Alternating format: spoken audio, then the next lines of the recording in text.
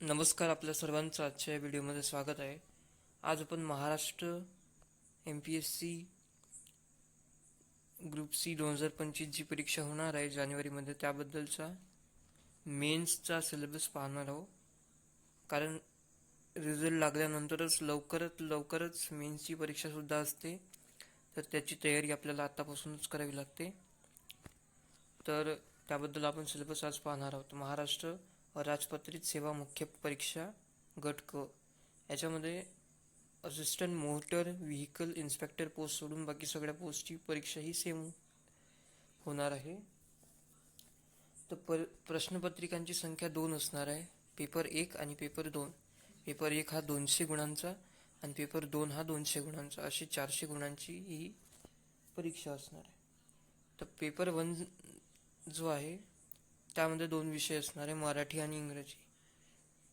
प्रत्येकी प्रश्नाला मराठीला 50 गुण, इंग्रजीला 50 गुण, 50 प्रश्न आणि इंग्रजीला 50 प्रश्न आणि टोटल मार्क्स आहे 100. आणि मराठीचा दर्जा 12वी राहणार आहे.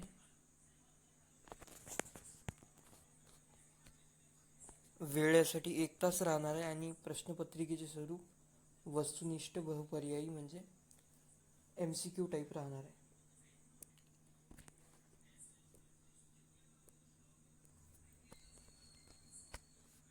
त्यानंतर जो इंग्रजी आहे विषय, इंग्रजी विषयात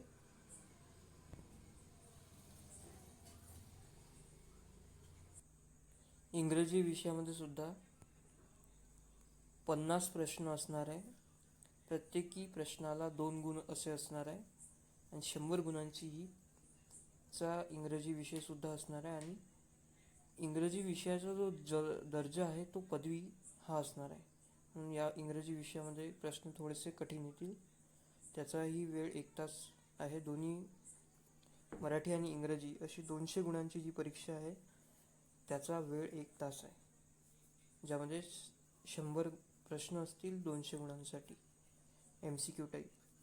त्यानंतर पेपर 2 सामान्य अध्ययन व बुद्धिमत्ता चाचणी,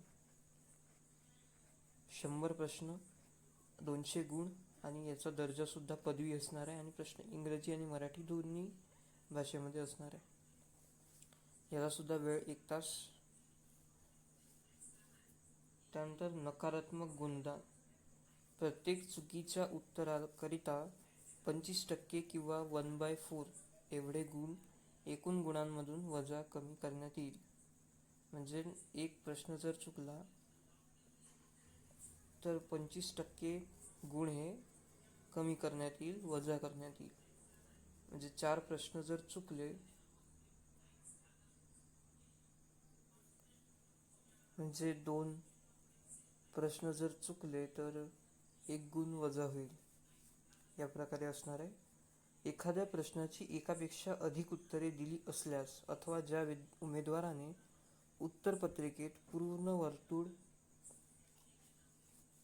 चिन्हांकित केले नसेल अशा प्रश्नांचे उत्तर चुकीचे समजण्यात येईल, त्या प्रश्नांच्या उत्तराकरिता 25% किंवा 1/4 एवढे गुण एकूण गुणांमधून वजा कमी करण्यात येतील.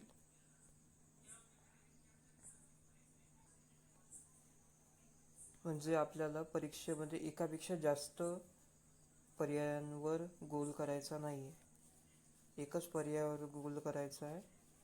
आणि जर आपण त्या पर्यायावर पूर्णतः गोल नाही केला, जो वर्तुळ असते, जो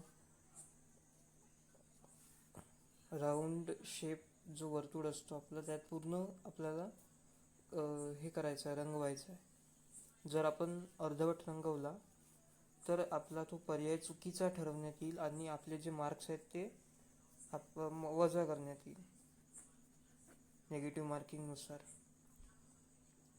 वरील प्रमाणे कार्यपद्धतीचा अवलंब करताना एकूण अंतिम गुणांची बेरीज अपूर्णांकात आली तरीही ती अपूर्णांकातच राहील व पुढील कारवाई त्याच्या आधारे करण्यात येईल. बेरीज जर डेसिमलमध्ये आली तर डेसिमलमध्येच राहील, तिला कन्वर्ट केल्या जाणार नाही. एखाद्या प्रश्नाचे उत्तर अनुत्तरित असेल तर अशा प्रकरणी नकारात्मक गुणांची पद्धत लागू असणार नाही. म्हणजे एखादी प्रश्न आपण सोडवला नाही तर त्याच्यामध्ये निगेटिव्ह मार्किंग लागणार नाही. त्यानंतर आपण अभ्यासक्रम बघून घेऊ. सगळ्यात आधी इंग्रजी, मराठी या विषयांचा अभ्यासक्रम. तर विषय मराठी. मराठीचा 50 प्रश्न आपल्याला येणार आहे 100 गुणांसाठी, म्हणजे एक प्रश्न 2 गुणांसाठी. आणि वेळ हा अर्धा तास, कारण दोन्ही पेपर आपल्याला एका तासात सोडवायचे आहे, म्हणून आपण अर्धा तास पकडून चालू.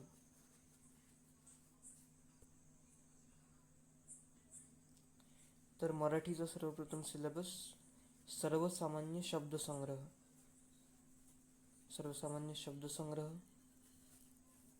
त्यानंतर वाक्यरचना, त्यानंतर व्याकरण, म्हणी व वाक्यप्रचार त्यांचा अर्थ आणि उपयोग, तसेच उतार्यावरील प्रश्नांची उत्तरे.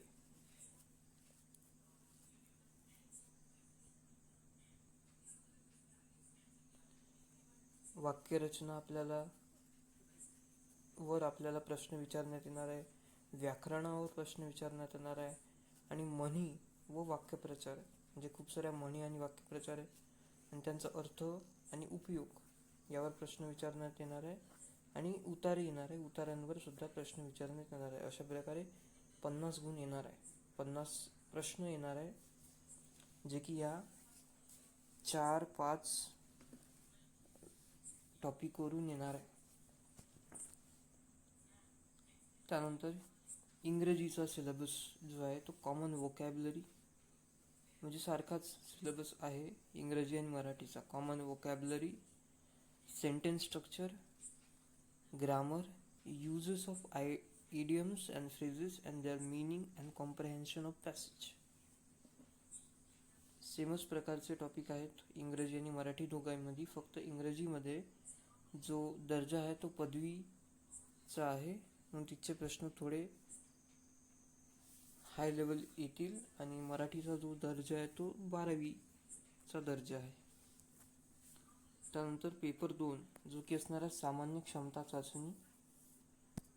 तर त्याच्यामध्ये 4 विषय आपल्याला येणार आहे. सामान्य बुद्धिमत्ता, बुद्धिमापन व आकलन, ज्यामध्ये उमेदवार किती लवकर व अचूकपणे विचार करू शकतो हे आजमावण्यासाठी प्रश्न, म्हणजे हे प्रश्न येणार आहेत रिझनिंगवर.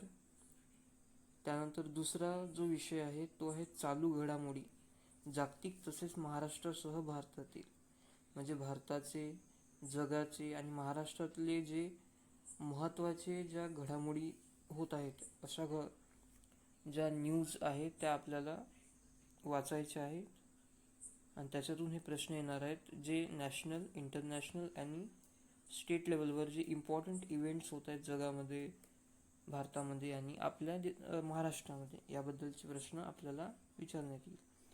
अंकगणित आणि सांख्यिकी, मॅथमॅटिक्स. आणि चौथा आहे एक माहितीचा अधिकार अधिनियम 2005 व महाराष्ट्र लोकसेवा हक्क अधिनियम 2015, यावर सुद्धा प्रश्न येणार आहे. त्यानंतर 5वा आहे भारतीय संघ राज्यव्यवस्था. भारतीय संघ राज्यव्यवस्था, भारतीय राज्यघटना, स्थानीय स्वराज्य संस्था, कार्यकारी मंडळ, न्यायमंडळ व विधिमंडळ इत्यादी यांच्यावर प्रश्न येणार आहेत. घटना कशी तयार झाली, घटनेच्या प्रस्तावने मागची भूमिका व तत्वे, घटनेची महत्त्वाची कलमे, ठळक वैशिष्ट्ये, केंद्र व राज्य संबंध, निधर्मी राज्य, मूलभूत हक्क व कर्तव्ये, राज्याच्या धोरणाची मार्गदर्शक तत्वे, शिक्षण, युनिफॉर्म सिव्हिल कोड, स्वतंत्र न्यायपालिका, राज्यपाल, मुख्यमंत्री व मंत्रिमंडळ, त्यांची कर्तव्ये, त्यांचे अधिकार, कार्य, राज्य विधिमंडळ, विधानसभा, विधान परिषद व त्यांचे सदस्य, अधिकार, कार्य व कर्तव्ये, विधी समित्या इत्यादी. म्हणजे भारतीय राज्यव्यवस्था, राज्यघटना, म्हणजे पूर्णतः राज्यशास्त्राचा आणि राज्यघटनेचा खूप सखोल अभ्यास यामध्ये आपल्याला करावा लागणार आहे. खूप चांगल्या प्रकारचे प्रश्न या राज्यघटनेच्या भागातून येणार आहे. त्यानंतर आधुनिक भारताचा, विशेषतः महाराष्ट्राचा इतिहास.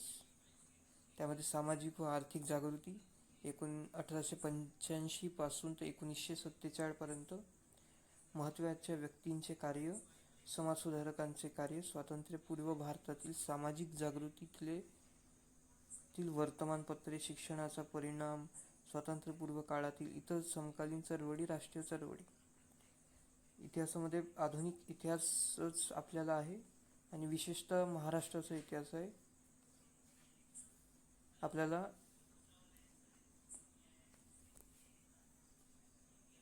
प्राचीन आणि मध्ययुगीन इतिहास हा वाचायचा नाही. आपल्याला फक्त आधुनिक इतिहास आणि आधुनिक इतिहासामध्ये सुद्धा महाराष्ट्राचा महत्त्वपूर्ण आहे. आणि सामाजिक जागृती, आर्थिक जागृती, सामाजिक चळवळी, जो हा भाग आहे तो आपल्याला जास्तीत जास्त अभ्यास करायचा आहे. त्यानंतर भारताचा व महाराष्ट्राचा भूगोल 7वा विषय असणार आहे. भारताचा व महाराष्ट्राचा भूगोल. महाराष्ट्राचा व भारताचा प्राकृतिक, फिजिकल भूगोल. त्यानंतर मुख्य प्राकृतिक, फिजिओग्राफिक विभाग, हवामानशास्त्र, क्लायमेट, पर्जन्यमान व तापमान, पर्जन्यातील विभागवार बदल, नद्या, पर्वत व पठार, विविध भूरूपे, राजकीय विभाग, प्रशासकीय विभाग, नैसर्गिक संपत्ती, वने व खनिजे, मानवी व सामाजिक भूगोल, लोकसंख्या, लोकसंख्येचे स्थलांतर, मायग्रेशन ऑफ पॉप्युलेशन व त्यांचे उगम, सोर्सेस आणि इष्टस्थानावरील डेस्टिनेशन परिणाम, ग्रामीण वस्त्या व तांडे झोपडपट्ट्या व त्यांचे प्रश्न. भारताचा व महाराष्ट्राचा भूगोल सखोल अभ्यासासह त्याच्यातच पर्यावरण हा पण विषय त्याच्यामध्ये आहे. मानवी विकास व पर्यावरण,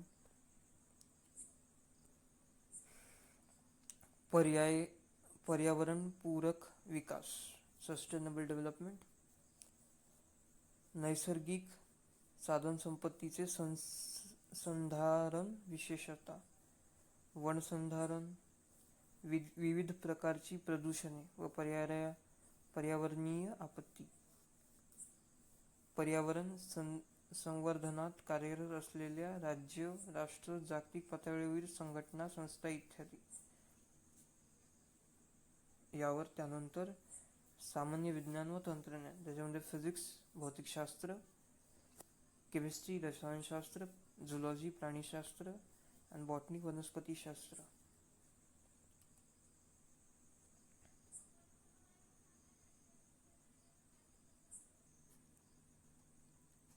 आणि त्यासोबतच दूरसंवेदन, हवाई व ड्रोन छायाचित्रण, भौगोलिक माहिती प्रणाली व त्यांचे उपयोजन म्हणजे remote sensing, aerial and drone photography, geometric information system, GIS आणि its ॲप्लिकेशन, आणि इन्फॉर्मेशन अँड कम्युनिकेशन टेक्नॉलॉजी म्हणजे न्यू टेक्नॉलॉजीज पण याच्यामध्ये टाकलेल्या आहेत.